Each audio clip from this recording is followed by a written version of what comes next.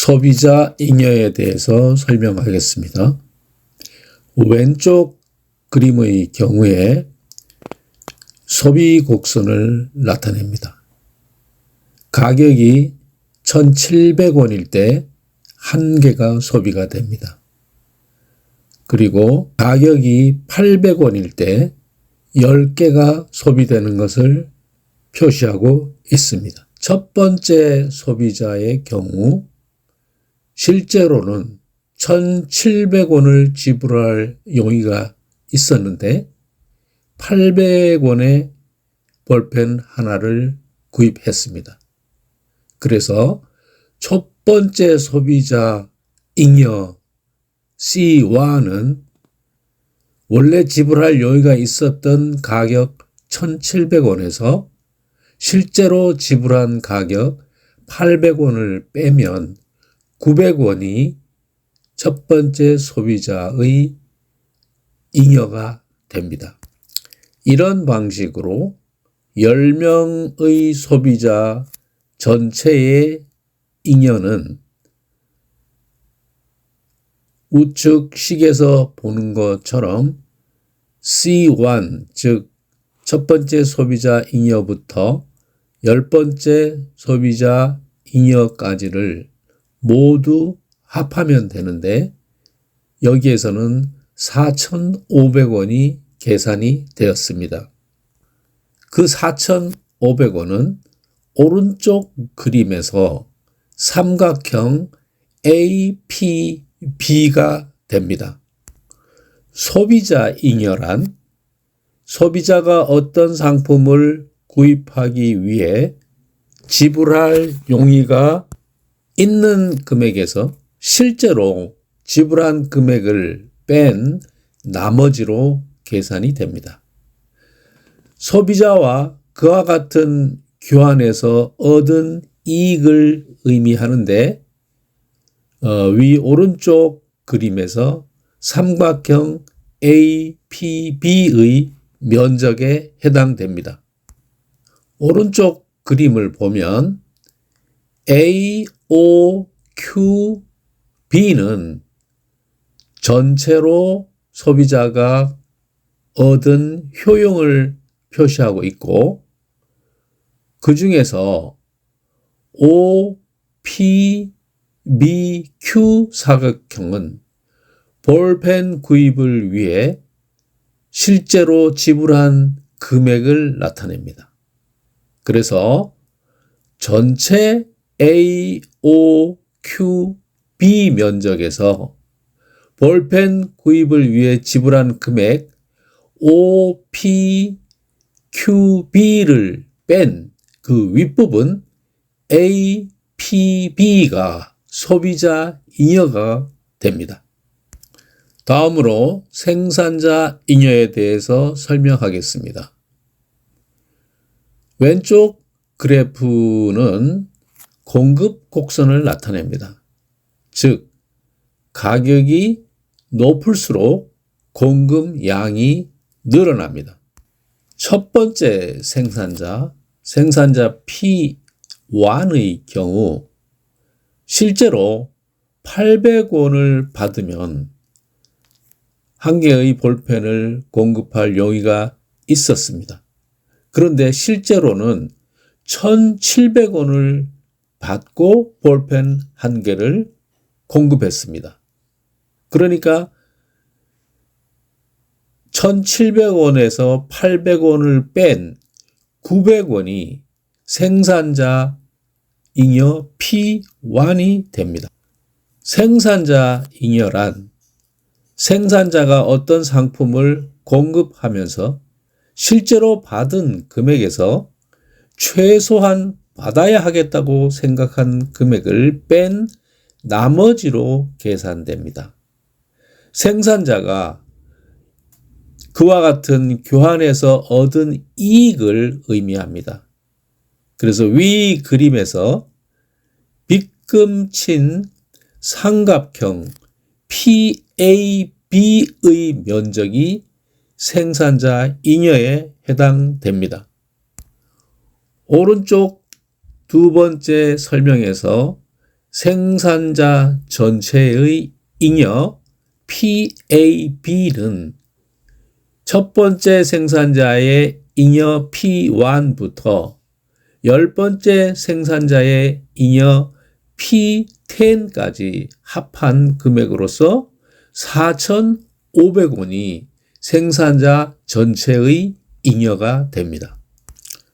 순사회 편익에 대해서 설명하겠습니다.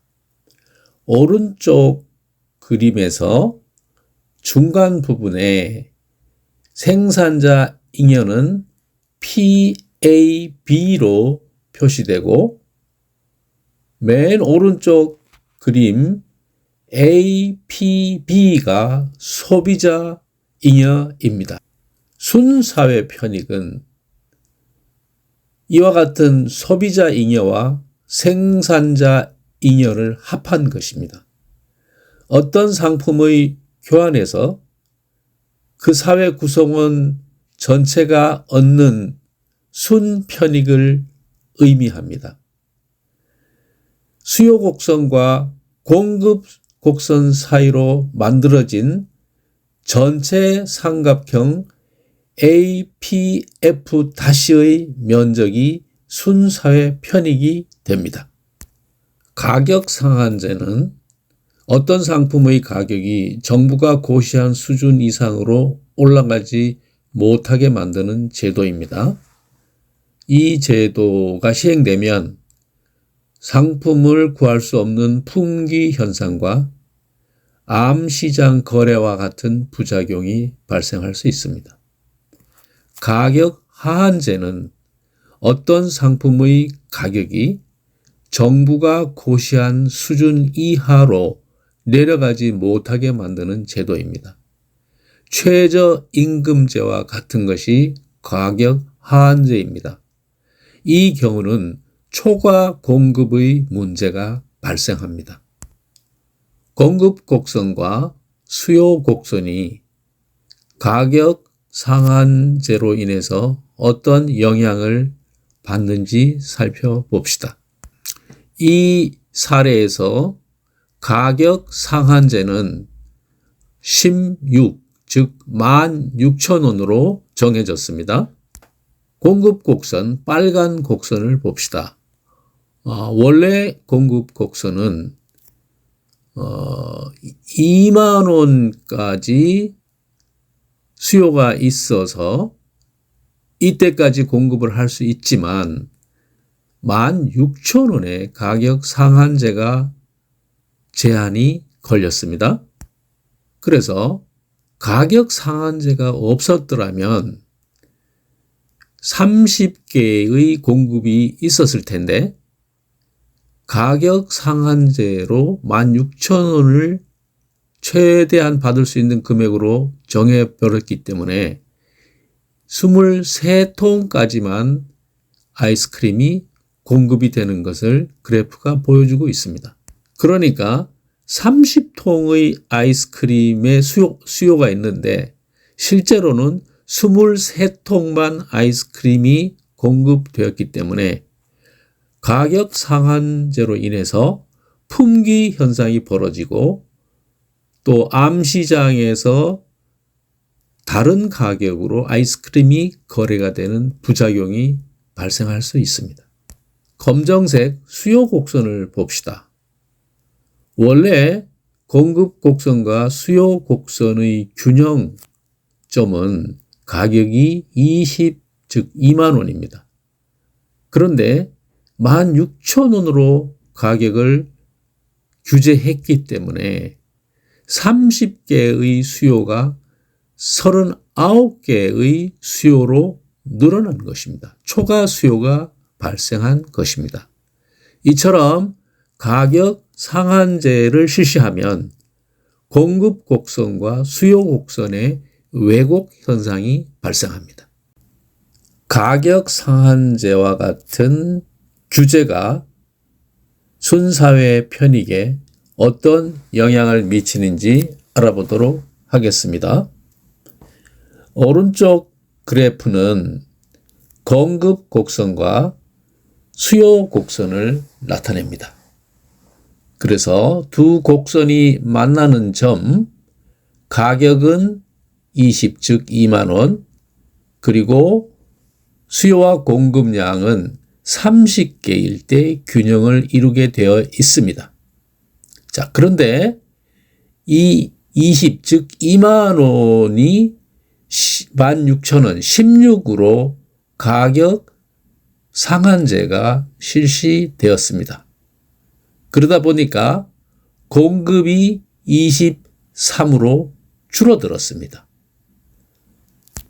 원래 가격 상한제가 없었다면 A, B, F'가 순 사회 편익이 됩니다. 그런데 가격 상한제가 생김으로 해서 23개밖에 교환이 이루어지지 않았어요.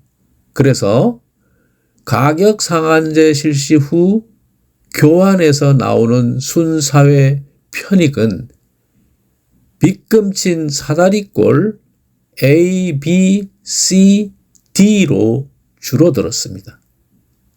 그래서 가격 상한제 실시로 순사회 편익이 삼각형 DCF만큼 감소한 것을 볼 수 있습니다. 즉, 가격 상한제라는 부작용 때문에 사회 구성원들 전체가 얻을 수 있는 교환에 의한 편익이 줄어든 것입니다. 즉, 순사회 편익을 극대화하기 위해서는 반드시 자유로운 교환이 허용되어야만 합니다.